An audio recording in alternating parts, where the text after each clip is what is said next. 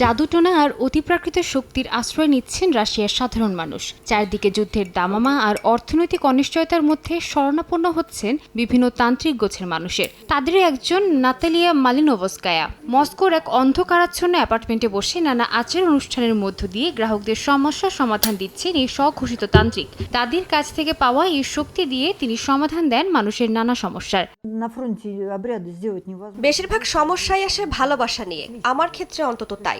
যারা এখন ইউক্রেন যুদ্ধে আছে তাদের অনেকেই আমাদের সঙ্গে যোগাযোগ করেন, তবে যুদ্ধক্ষেত্রে বসে কোনো আচার করা সম্ভব নয়। ছুটিতে ফিরে এলে তবেই সরাসরি সেবা দেওয়া যায়।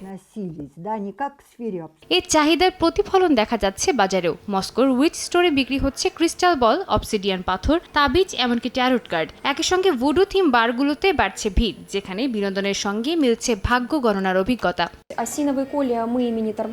কালো অবসিডিয়ান পাথরের চাহিদা এখন খুব বেশি। এটি নিরাপত্তার প্রতীক হিসেবে ব্যবহৃত হয়।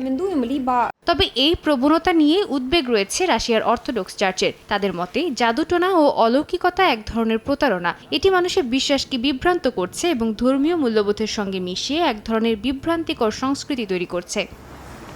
সাদিয়া তাসনিম, সময় সংবাদ।